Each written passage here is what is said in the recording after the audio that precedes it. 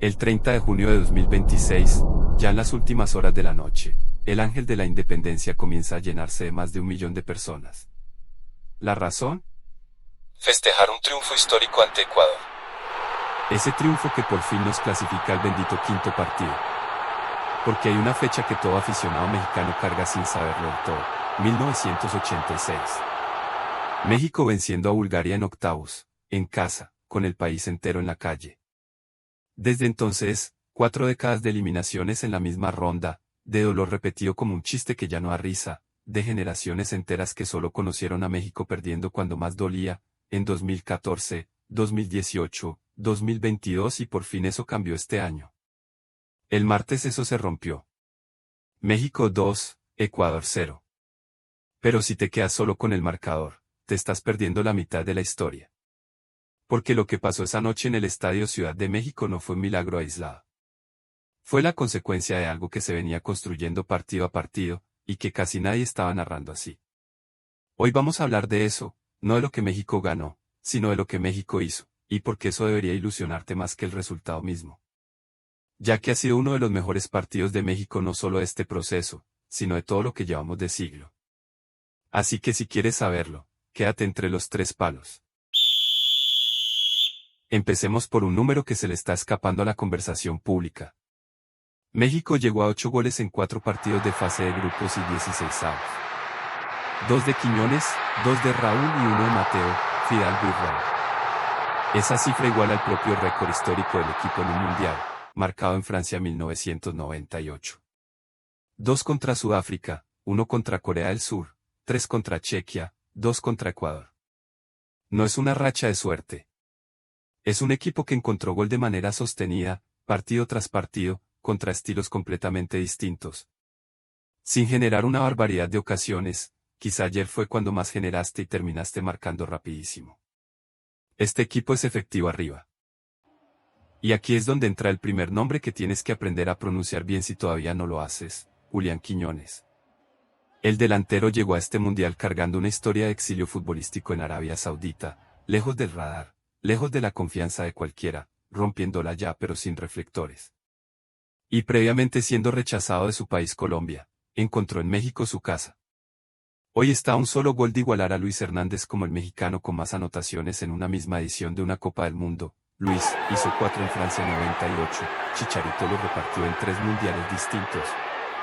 Quiñones lleva 3, y todavía hay partidos por delante, mínimo tenemos uno más asegurado. Pero procesa que en su primer gran torneo con selección, Quiñones está a nada de hacer algo histórico para el fútbol mexicano.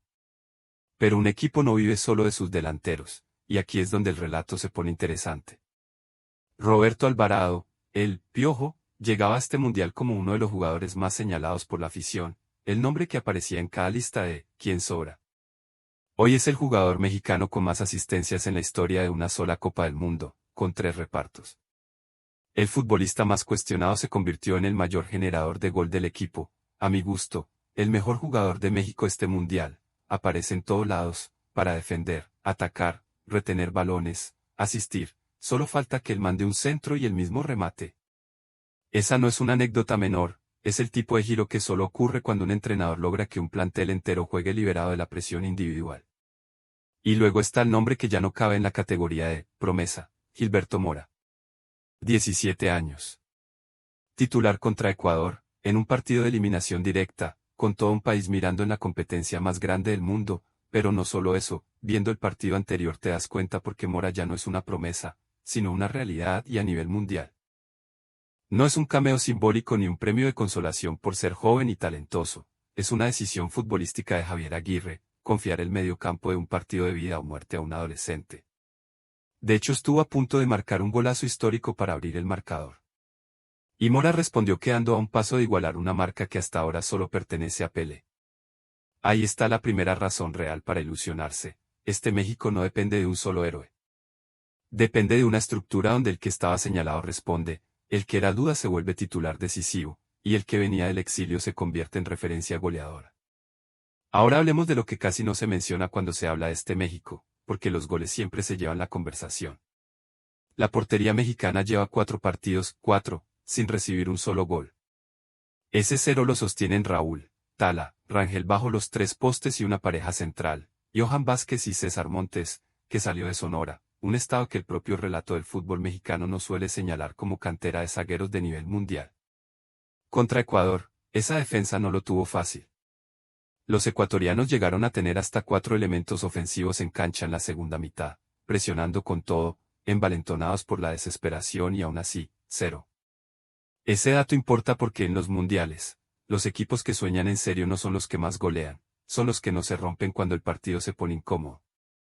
Pero no solo fue eso, sino que Ecuador encima durante mucho tiempo del partido, por la misma desesperación, solo pudo inquietar el arco mexicano unas 5 veces, la defensa mexicana no los dejó entrar casi en lo absoluto, y eso es algo que se ha repetido todo este mundial, pocas ocasiones en contra, pareciera que México ha construido una muralla en su arco.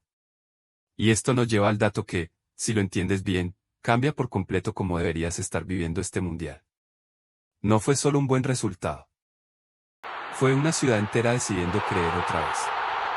Más de 1 millón de personas salieron a las calles de la Ciudad de México, según cifras del propio gobierno capitalino, concentradas sobre todo en Avenida Reforma, donde el gobierno instaló 60 pantallas gigantes por toda la ciudad. Las celebraciones no se limitaron a la capital, también se vieron en Guadalajara y Monterrey, las otras 2 sedes mundialistas del país. Ese es el otro dato que casi nadie está poniendo en su verdadera dimensión. No estamos hablando de una victoria que emocionó a los que ya creían. Estamos hablando de un país que había aprendido, durante 40 años, a protegerse de la ilusión, y que el martes decidió, en masa, dejar de protegerse y que parece haber conectado con la selección de una forma nunca antes vista.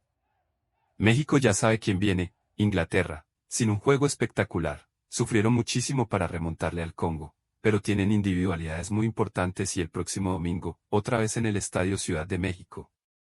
Y ahí está la ventaja que este equipo ha construido sin que se le reconozca lo suficiente, jugar en casa, con el Azteca, convertido en una fortaleza real, no solo simbólica, pero en general, con un país que hará notar desde el primer momento que somos locales y que en el estadio cantará el himno con todo el orgullo posible, abucheará cada que Inglaterra tenga el balón, gritará cada acción a favor por pequeña que sea, alentará cada momento del partido hasta quedarse sin voz, con las calles llenas, creyendo que México puede lograr el triunfo más importante en la historia de nuestro fútbol. Pero más allá del rival, lo que este video quería dejarte no es un pronóstico. Es una idea. Cada mundial mexicano de las últimas 4 décadas nos enseñó a esperar el gol que llega en el momento exacto en que empezábamos a creer, la eliminación que confirma el patrón, siempre había un pero al final, algo que hacía que se te complicara más de la cuenta.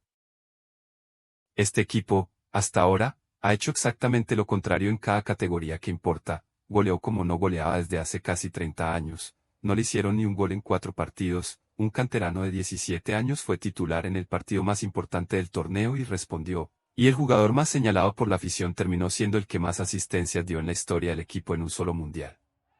Eso no garantiza nada el domingo. El fútbol no funciona así, y lo sabes. Pero si te da algo que en 40 años casi nunca tuviste con evidencia real detrás, una razón para creer que no está basada solo en la esperanza, sino en lo que este equipo ya demostró, partido tras partido, cuando nadie estaba mirando con esta atención. Podríamos decir que México está firmando su mejor mundial en la historia hasta ahora. La pregunta ya no es si México puede soñar. La pregunta es hasta dónde va a dejarnos llegar este sueño.